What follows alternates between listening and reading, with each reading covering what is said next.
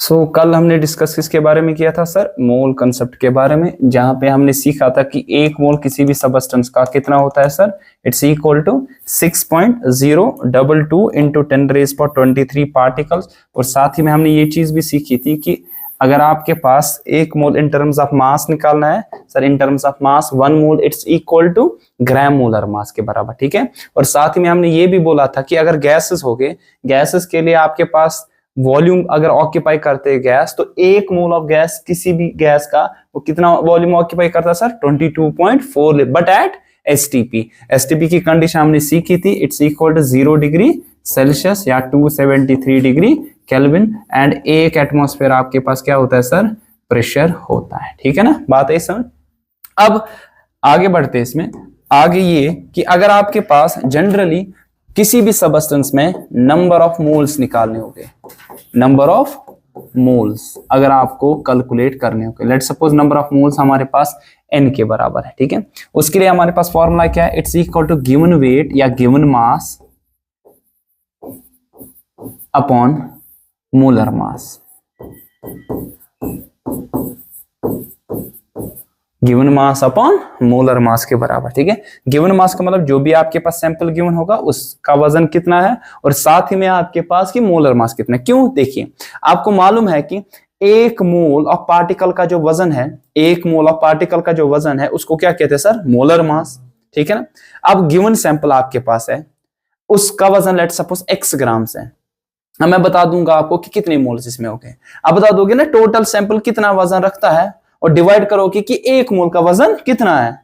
एक मोल का वजन होता है ग्राम मोलर मास, है ना। ग्राम मोलर मास से डिवाइड करो उस वजन को, उसमें निकलेंगे कितने नंबर ऑफ यहाँ पे मोल्स हो गए, ठीक है। तो अगर गिवन वेट को हम डिनोट करेंगे यहाँ पे W से और मोलर मास को कैपिटल M से, तो हमारे पास क्या फॉर्मूला बनेगी कि number of moles it will be equal to given mass upon molar mass के बराबर आ जाएगा, ठीक है। ये हमारे पास फॉर्मूला। फॉर एग्जाम्पल अगर आपके पास इसमें एग्जाम्पल के तौर पे समझेंगे,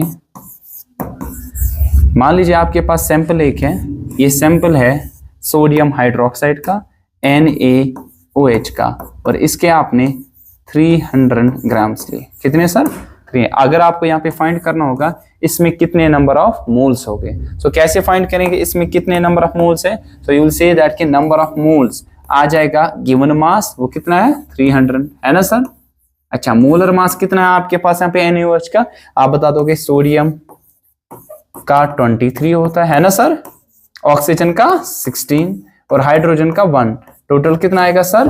40 ग्राम्स पर मोल आ जाएगा, ठीक है। 40 ग्राम्स पर मोल ये आ जाएगा मोलर मास किसका? NaOH का आपके पास, ठीक है।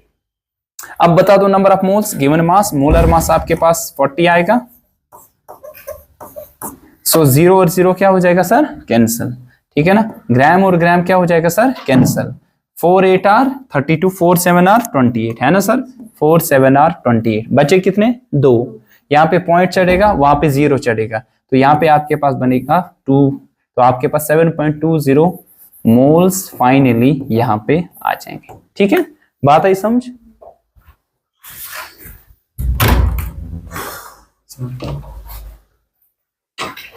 लेट क्यों हो रहा? क्लास कितने बजे? 3 बजे है ना क्लास, आप क्यों लेट आते फिर? टाइम क्या आया? टाइम आपके पास 3:16 अभी है, 17 मिनट आप लेट हो। सो आपके पास नंबर ऑफ मोल्स किसके बराबर आ जाएंगे? Given mass upon molar mass के बराबर आ जाएगा। यहाँ पे जस्ट डिवाइड करना है आपको, ठीक है। किसी भी सैंपल, जरा इसमें बता दो, अगर आपके पास ऐसी सल्फ्यूरिक एसिड है H2SO4, ठीक है, इसका मैंने वेट लिया, लेट सपोज इसका वेट आपके पास है 196 ग्राम्स। बता दो इसमें कितने नंबर ऑफ मोल्स होंगे? फटाफट बता दो, बता दो इसमें कितने नंबर ऑफ मोल्स आ जाएंगे। शाबाश। नंबर ऑफ मोल्स के लिए फॉर्मूला क्या है? Given mass by molar mass आपके पास, ठीक है। गिवन मास है 196, मोलर मास कितना है H2SO4 का? शाबाश। H2SO4 का मोलर मास कितना है? कितना होता है? कैसे निकालोगे? H2SO4 सर, हाइड्रोजन का 1 इंटू 2, सल्फर का 32, ऑक्सीजन का 16 इंटू 4, टोटल क्या आ जाएगा सर? 98 ग्राम्स पर मोल। डाल दो इधर, तो आपके पास क्या आ जाएगा number of moles? Sir number of moles आपके पास आ जाएगा given mass that is 196, molar mass कितना है इसका? 98।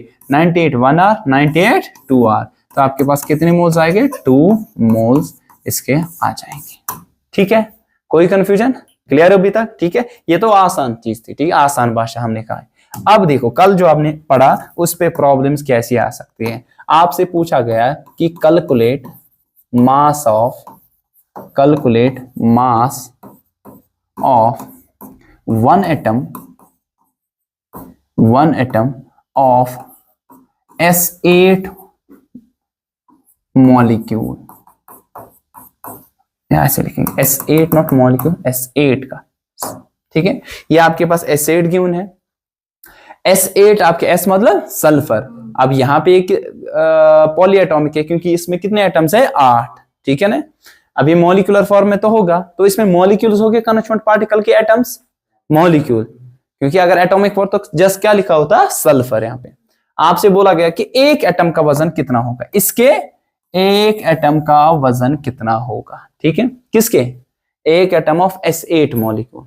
अब देखिए हमें मालूम है इसका सोल्यूशन अगर लिखना होगा, हमें मालूम है कि आपके पास 1 mole of any substance S8 सब, ये किसके बराबर होगा? इसका ग्राम मोलर मास, है ना सर? पढ़ा ना कल हमने डिस्कस किया था कि एक मोल किसी भी सबस्टेंस का किसके बराबर होता है sir? It's equal it's gram molar mass के बराबर होगा, है कि नहीं? ये आपके पास यहाँ पे ग्राम मोलर मास है, दैट इज किसी भी सबस्टेंस का जो मोलर मास होगा, मास ऑफ 1 मोल, आप ये चीज निकाल सकते हो, ठीक है। अब यहाँ पे देखो, अब यहाँ पे ग्राम मोलर मास कितना निकलेगा S8 का? सल्फर का कितना होता है सर?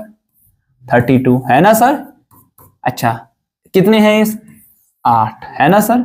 8 2 आर 16, 8 3 आर 24, तो 256 क्या आ जाएगा? ग्राम्स पर मोल। मतलब एक मोल का जो आपके पास यहाँ पे वजन आ जाएगा, दैट विल बी 256। चलिए ठीक है, तो आपके पास ग्राम मोलर मास कितना निकला सर? 256 ग्राम। कैसे? सल्फर के एक आपके पास एक एटम का मोलर मास जो सॉरी नॉट एक एटम का मोलर मास सल्फर का कितना आपके पास है? 32 ग्राम्स। और आपके पास यहाँ पे टोटल 8 है, 8 टाइम्स, तो आपको मल्टीप्लाई 8 से करना पड़ेगा, तो 256 ग्राम्स पर मोल। ये आपके पास क्या आ जाएगा? ये आ जाएगा इसके एक मोल का वजन। लेकिन आप मुझे बता दो एक मोल में कितने पार्टिकल्स होते हैं? 6.022 इंटू 10⁻23। अब इसमें पार्टिकल्स क्या हो गए सर? मॉलिक्यूल्स, है ना सर? इसमें मॉलिक्यूल्स हो गए, उनका वजन है सर 256 ग्राम, है ना सर? इतने मॉलिक्यूल्स का। अच्छा मुझे बताओ एक मॉलिक्यूल का वजन कितना होगा? एक मॉलिक्यूल ऑफ S8, एक मॉलिक्यूल क्या वजन होगा? 256। डिवाइड किससे करना है? ये what is this? Avogadro number. मैं लिखूं शॉर्ट में ऐसे एनी लिखूं? एवोगैड्रो नंबर, ठीक है। अब एक मॉलिक्यूल ऑफ S8, ध्यान रखो, एक मॉलिक्यूल ऑफ S8, इसमें कितने एटम्स हैं? 8, है ना? 8 एटम्स। तो मैं लिखूं 8 एटम्स ऑफ S8, ठीक है, इनका वजन है 256 अपॉन एवोगैड्रोस नंबर। अच्छा मुझे कितने एटम्स का निकालना था सर? एक एटम का, है ना? सो 1 एटम ऑफ S8, इसका वजन क्या आ जाएगा? 256 upon Avogadro's number, that is 6.022 into 10⁻23, और डिवाइड क्या होगा सर? 8, है ना सर? ये आपके पास जो भी निकलेगा that will be the mass of 1 atom, ठीक है। फिर से समझा देता हूं, आपके पास S8 सैंपल था, ठीक है। अब ये आपके पास सैंपल है S8 का। आपसे पूछा गया कि इसमें सल्फर के एक एटम का वजन कितना है, ठीक है ना, एक एटम का, लेकिन गिवन क्या है? सैंपल S8, ठीक है। अब S8 में आपको नंबर ऑफ एटम्स निकालने के लिए क्या तरीका? जब भी पार्टिकल्स निकालने होंगे और वजन के साथ रिलेट करना होगा, तो आपको मालूम है कि एक मोल किसी भी सबस्टेंस का उसके ग्राम मोलर मास के बराबर होता है, ठीक है। अब इसका मोलर मास कितना आ जाएगा? देखिए सल्फर का 32, कितने हैं सर टोटल? 8, तो 8 इंटू 32, तो क्या आया? 256। लेकिन ये 8 एटम्स का नहीं है, ये 8 एटम्स का नहीं है, ये है 1 मोल का वजन। 1 मोल में कितने मॉलिक्यूल्स हो गए इसके? 6.022 इंटू 10⁻20। Y molecules? क्योंकि ये किस फॉर्म है? कंपाउंड फॉर्म है। कंपाउंड में कॉन्स्टिट्यूएंट पार्टिकल क्या होते हैं सर? एटम्स। अगर खाली ऐसे होता सल्फर तो मैं लिखता है एटॉमिक फॉर्म है। लेकिन यहाँ पे S8 लिखा है ना, S8 के माने ये है, या आपके पास यहाँ पे ग्रुप ऑफ एटम्स है, मींस ये मॉलिक्यूलर फॉर्म में होगा यहाँ पे। तो इतने 6.0 × 10⁻23 मॉलिक्यूल का वजन 256 ग्राम है। तो बता दो एक मॉलिक्यूल का वजन कितना आ जाएगा एसिड के, 256 डिवाइड बाय एवोगाड्रो नंबर है ना, ये इससे डिवाइड करेंगे, ठीक। अच्छा, मैंने एक मॉलिक्यूल में कितने एटम्स है सर, सीधी सी बात है, अगर S8 है, एक मॉलिक्यूल में कितने एटम्स हो गए, 8, तो 8 एटम्स का वजन है इतना, एक एटम का वजन आएगा डिवाइड बाय 8 करना है, जो भी आ जाएगा वो आपका आंसर होगा, ठीक है। कहा, ये देखो इतने मॉलिक्यूल का वजन, मान लीजिए 10 मॉलिक्यूल का वजन 256 है, तो एक मॉलिक्यूल का क्या होगा, 256 डिवाइड बाय 10।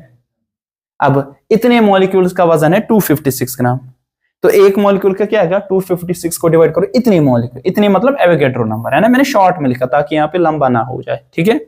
अब लेकिन एक मॉलिक्यूल में कितने एटम्स है सल्फर के, 8, सीधी सी बात है ना, S8 बोल रहा है ना, S8 लिखा भी है, S8 में 8 एटम्स हो गए एक मॉलिक्यूल में, तो आपके पास 8 एटम का वजन होगा 256 अपॉन एवोगाड्रोस नंबर, ठीक है। एक एटम का क्या होगा, डिवाइड क्या करेंगे सर, 8 से। अच्छा, कैंसिलेशन आती है ना करनी, कि ये मैं भी करूं 8 1 r 8 3 r, अरे 24 होगा ना, यहाँ पे 1 बचेगा, 8 2 r 16, तो 8 3 r 24, यहाँ पे 8 2 r 16, 32 अपॉन 6.022 ये आ जाएगा, ठीक है ना। फिर अल्टीमेटली ये 10⁻23 नीचे, ऊपर क्या बनेगा, 10⁻⁻23 आएगा ना सर। अब इस चीज को पहले मैं काट देता हूं, 10⁻⁻23 आ जाएगा, ठीक है। 6 1 r 6, 6 5 r 30, 6 5 r near about, अगर हम इसको 6 माने तो नियर अबाउट आंसर क्या आएगा, 6 5 r 30, ध्यान रखो बचे 2, यहां पॉइंट चढ़ेगा 20, 6 3 r 18, तो 5.3 समथिंग इंटू 10⁻⁻23 ग्राम्स इसका आंसर होगा, ठीक है। क्या है समझ, कैंसिलेशन कैसे करते हैं, फिर से समझा देता हूं।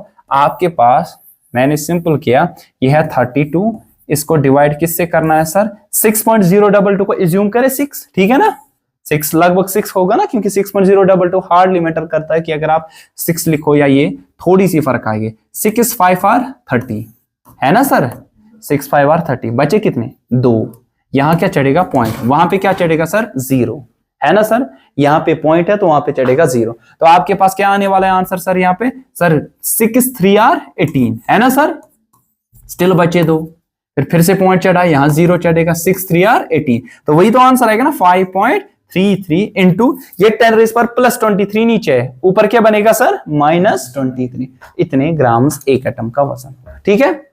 आई बात समझ, कोई कंफ्यूजन, सबको समझ आया, हो गया, ठीक है, कल पेट को चलिए आगे बढ़ते हैं। अच्छा, आपसे पूछा जाएगा, बोलो कि आपके पास कैलकुलेट मास ऑफ, देखो अगर आपको समझ में आया होगा ना, सवाल खुद आप बनाओ, दिमाग में सोचो क्या डिफरेंट काइंड के सवाल इसमें बन सकते हैं। जितनी ज्यादा प्रैक्टिस करोगे उतने आपके दिमाग में ज्यादा सवाल आ जाएंगे। युष्ण पायरी तेमिस वाइस ने कंफ्यूजन थी कहीं मावत, पर कंफ्यूजन उसका होगा जो पढ़ेगा, है सीधी सी बात है, जो पढ़ेगा ही नहीं तो कंफ्यूजन कहां एराइज होगा। जितना ज्यादा पढ़ोगे ज्यादा कंफ्यूजन एराइज होगे, और वो अच्छी बात है अगर ज्यादा कंफ्यूजन आपको होंगे। नहीं, ऐसा नहीं है कि आप पिछले वाले कंफ्यूजन को क्लियर नहीं करोगे तो आगे बढ़ोगे, नहीं, कुछ कंफ्यूजन क्लियर हो गए फिर कुछ नहीं आ जाएंगे, कुछ और आ जाएंगे, कुछ नहीं आ जाएंगे, ठीक है। इसी तरह आप टू सो ऑन, तो जितने कंफ्यूजन ज्यादा इट मींस कि आप पढ़ाई कर रहे हो। अगर कंफ्यूजन ना हुआ कोई तो इट मींस कि आपकी पढ़ाई स्मूथली नहीं चल रही है, आप वैसे पढ़ रहे हो जैसे कि ट्राइवल सिस्टम से, यहाँ पे गए, यहाँ पे पढ़ा, घर में बैग रखा, फिर से कल आ गए, ऐसा नहीं चलेगा। नियर अबाउट आपको 6+ आवर्स पढ़ने मिनिमम। अभी आप 11th में पढ़ रहे हो, कम से कम स्टार्ट करो 6+ आवर सेल्फ स्टडी पढ़ना, तब कुछ बनेगा। आप यहां से जाओगे आधा घंटा 15 मिनट पढ़ोगे, वो काम नहीं आएगा, किसी भी काम, कोई भी काम नहीं आएगा। कम से कम मिनिमम 6+ आवर्स, हाँ नहीं 2 घंटे, 6+ आवर, तभी तो कल को देखो एट द एंड आप कहते हो कि हमें डॉक्टर बनना है या इंजीनियर बनना है, वो कैसे बनोगे। उनको मत घटिया डॉक्टर और घटिया इंजीनियर जरूरत है, काबिल डॉक्टर है ना, तो काबिल डॉक्टर के लिए आपको नीट क्रैक करना है और काबिल इंजीनियर के लिए आपको जेई क्रैक करना है, लेकिन उसके लिए बहुत कड़ी मेहनत करनी है। और कड़ी मेहनत वो करेगा, देखो नीट में टोटल सीट्स कितनी है गवर्नमेंट सीट्स 45,000। कितनी 45,000। नीट में अगर आप देखोगे टोटल सीट्स आपके पास गवर्नमेंट की 45,000 सीट्स है, ठीक है 45,000। अब एस्पिरेंट्स कितने किन में बांटने हैं, नियर अबाउट 24 लाख।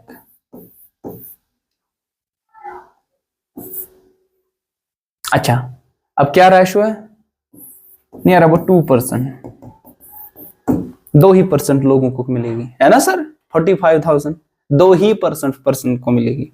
अब 2% कौन है, वो आपको भी बनना है ना उनमें से 2% लोग आपको भी बनना है।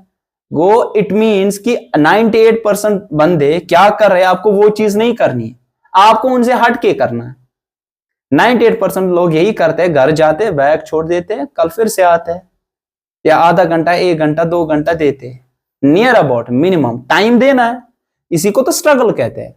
जब तक स्ट्रगल नहीं करोगे कुछ नहीं पाओगे। क्या लगता है सर आपका ऐसे ही आया इधर, इसके लिए कड़ी मेहनत करनी पड़ेगी। आपसे मैं कह दूं टॉपिक आपने पढ़ा 10 बार प्रिपेयर करो, फिर यहाँ पे डिलीवर करो, मुश्किल है आपके लिए। मैं नहीं कहूंगा आप मुझसे बेहतर करोगे, लेकिन अगर आप कड़ी मेहनत करोगे मुझसे बेहतर करोगे, लाख गुना बेहतर। बट उसके लिए आपको स्ट्रगल करना पड़ेगा। मिनिमम 6+ आवर्स पढ़ो, आदत हो जहां पहले पहले तो सख्ती आ जाएगी, बोलोगे नहीं आदत नहीं थी, दिमाग में आएगा इंस्टाग्राम व्हाट्सएप स्नैपचैट फेसबुक, खेलना उधर इधर घूमना, पहले पहले तो यही होगा ना। आदत जब होगी ना आपको ये चीजें सारी भूल जाएगी। तब आपको कंट्रोल करना है, मतलब पेशेंस रखनी इन 10-15 दिन, जब तक कि ये चीजें आपके दिमाग से भूल जाए। मैंने कहूँगा खेलना नहीं है, ये बाकी चीजें नहीं करना, हाँ अब प्रियोरिटाइज करना है चीजों को। प्रियोरिटी किसको दोगे, अब 5 घंटा फजूल चीजें करोगे, आधा घंटा पढ़ोगे, सीधी सी बात है माँ बाप कहेंगे ये दर बदर है ना। अब आप 2-3 घंटे खेलोगे लेकिन 5-6 घंटे पढ़ोगे, बोलेंगे नहीं पढ़ता भी है पढ़ती भी है, चलेगा खेलने दो फोन चलाने दो कुछ भी करे, लेकिन पढ़ता है या पढ़ती है। लेकिन अगर आप वो चीजें ज्यादा करोगे जो फजूल है, तब क्या होगा, तभी उन्हीं चीज में स्ट्रगल करना, मतलब जो आप ज्यादा टाइम डिवोट करते थे ना फजूल चीजों में, फजूल बैठना मतलब घर में ऐसे बैठना ये भी फजूल चीज ही है। बेटर है कि आप अभी रिश्तेदार कोई काम नहीं आएगा, आगे जाके आपको कोई भी काम नहीं आएगा। रिश्तेदार साल साइज का सुन कुन जाए, कहीं पे उधर इधर काम होगा, घर वाले इवन आपके माँ बाप तो काम आते हैं, लेकिन स्टिल जब एक स्टेज ऐसा आएगा कोई काम नहीं आता है। आप क्या हो, आप अपने मतलब आपने जो प्लेटफॉर्म खुद बनाया होगा वही साथ आ जाएगा। देखो अभी माँ बाप आपके पैसे लगा रहे हैं, एट द एंड कल को जब वो बूढ़े हो जाएंगे आपको उनकी खिदमत करनी है, हमेशा मत वही हो गया आपके साथ, फिर आपको उनका साथ देना है। लेकिन जब आपने अपना प्लेटफॉर्म अच्छे से बनाया होगा तब तो मुश्किल नहीं है, उनका भी साथ आप निभाओगे और अपना साथ तो है ही। लेकिन अगर आपने ऐसी उधर इधर अपना प्लेटफॉर्म बनाया नहीं होगा, फजूल चीजों में यूटिलाइज किया होगा ये टाइम, ये 2 साल आपके कैरियर के 2 साल है, न कि आपके 2 ही साल है कैरियर के पूरे लाइफ के। क्योंकि इन्हीं 2 साल में डिटरमाइन होगा कि आगे जाके आपका फ्यूचर किस हिसाब से होगा। सर अगर ऐसी लाइटली छोड़ दिया तो अल्टीमेटली आपको पता है चलो ग्रेजुएशन करते हैं देखा जाएगा क्या होगा, लेकिन कोई मेहनत करेगा नहीं प्रोफेशनल में जाऊंगा। मैं नहीं कह रहा कोई ग्रेजुएशन करेगा वो अच्छा नहीं होता, नहीं जरूरी नहीं है। मैं दिखा दूंगा जो ग्रेजुएशन करते हैं फिर मास्टर्स करते हैं फिर पीएचडी करते हैं, वो तो मतलब सीधी सी बात है कल को असिस्टेंट प्रोफेसर या कोई डिफरेंट पोस्ट में लगते हैं, वो भी मेहनत करते हैं। अब मैं कहता हूं कि अभी जो मेहनत है फिर आप कल को डॉक्टर बनो या किसी और फील्ड में जाओ, लेकिन मेहनत करनी है। आप टाइम नहीं दोगे, कहोगे कल को जॉब भी नहीं मिल रही है, वो चीज नहीं हो रही है, ये चीज नहीं हो रही है, तो कैसे चलेगा। स्ट्रगल करो, 2% में आ जाओ, 2%। अगर आपके स्कूल में आपके कोचिंग में कहीं पे 100 बच्चे हैं तो आपको टॉप 2 में आना है। इट मीन आपकी पोजीशन स्कूल में कोचिंग में कहीं पे भी टॉप 2 में आने चाहिए, है ना, सीधी सी बात है ना। पहला कंपटीशन कहां से होगा, आपके स्कूल आपके कोचिंग से, फिर उसके बाद बाकी कोचिंग या स्कूल्स के साथ, फिर आपकी सिटी के साथ, फिर आपके स्टेट के साथ, फिर ऑल इंडिया रैंक। जब आप अपने स्कूल में ही पीछे हो, सीधी सी बात है ऑब्वियसली आप कंपटीशन में है ही नहीं। इस बात को दिमाग में रख लेना, ठीक है। आई बात समझ। चलिए सो हमने कहा कि आपके पास कि अगर मास कैलकुलेट करना होगा, let's suppose take an example, calculate the mass of 3.011 into 10 raised power 23 molecules of H2O। ठीक है, बता दो इसका वजन कितना होगा, इसका वजन कितना होगा। 3.011 इंटू 10⁻23 मॉलिक्यूल्स अगर H2 का लो। शाबाश, यहां पार्टिकल्स गिवन है, रिलेट किससे करना है सर, मास के साथ, है ना सर। यहां पार्टिकल्स आपके पास गिवन है, रिलेट करना है सर मास के साथ, है ना। इन पार्टिकल्स को आपको मास के साथ रिलेट करना है, कर दो। कैसे करें, कैसे करें, देखो पार्टिकल्स और मास, तो मोलर मास है ना आपके पास। देखिए हमें मालूम है, ध्यान रखो कि एक मोल, ध्यान रखो, एक मोल ऑफ H2O, ध्यान रखो एक मोल ऑफ H2O, इसमें कितने पार्टिकल्स हो गए, 6.022 इंटू 10⁻23 क्या मॉलिक्यूल्स हो गए ना सर। मतलब कि ध्यान रखो, इतने मॉलिक्यूल्स है एक मोल, इतने मॉलिक्यूल्स है, आपको निकालने के पहले ही इतने मॉलिक्यूल कितने मोल्स हो गए, सीधी सी बात है ना। मैं कैलकुलेट करूंगा ये जो ये नंबर ऑफ पार्टिकल्स है ना, ये कितने मोल्स है। ठीक है, आप बता दोगे कि आपके पास गिवन पार्टिकल्स क्या है, आप बता दोगे कि नंबर ऑफ मोल्स जो मेरे पास निकलेंगे वो है कितने पार्टिकल से गिवन, 3.011 इंटू 10⁻23 है ना। और एक मोल ऑफ पार्टिकल्स कितने होते हैं, 6.022 इंटू 10⁻20 है ऑब्वियस चीज। जिस तरह नंबर ऑफ मोल्स मास के हिसाब से निकाला, किसके बराबर होता है, number of moles given mass by molar mass. क्या सैंपल है आपके पास, एक मोल का वजन से डिवाइड करो, निकलेगी नंबर ऑफ मोल्स। इस तरह अब यहां पार्टिकल्स है, तो आप बता दोगे गिवन नंबर ऑफ पार्टिकल्स क्या है, गिवन नंबर ऑफ पार्टिकल्स, कितने पार्टिकल्स है, डिवाइड करोगे एवोगैड्रो नंबर से, है ना, जो एक मोल में होता है, सीधी सी बात है। अब बता दो क्या आ जाएगा, ये और ये क्या हो जाएगा सर, कैंसल। 3.01 1R, ये 2R, मैंने जानबूझ के इतना दिया, तो 1/2 क्या निकला आंसर, तो 1/2 मोल्स, 1/2 मोल्स। अच्छा, अब मुझे मास में कैलकुलेट करना है। आप बता दो एक मोल H2O का, एक मोल ऑफ H2O, इसका कितना वजन होता है, मोलर मास बता दो। हाइड्रोजन का 1 इंटू 2 प्लस ऑक्सीजन का 16, टोटल क्या आएगा 18 ग्राम्स, है ना सर। यह है एक मोल का वजन, कितना, आपके पास कितने मोल्स हैं, हाफ, तो 1/2 मोल्स का वजन क्या होगा, इसका हाफ, है ना। 1/2 मोल्स का वजन कितना होगा, इसका half, that will be 9 grams, ये आपका आंसर होगा। ठीक है, सिंपल किया, पहले नंबर ऑफ मोल्स निकालो, फिर एक मोल का वजन H2O का कितना होता है 18 ग्राम्स, और हाफ मोल का आ जाएगा आपके पास, हाफ इसका कर दो 18 का, that will be 9 gram, simple. ठीक है, मास गिवन होगा, मोल्स किसके बराबर, given mass by molar mass. Particles given हो गया किसके बराबर, number of moles given particles divided by Avogadro's number. Simple है, तो आप इसको कैलकुलेट कर सकते हैं। ठीक, आई बात समझ।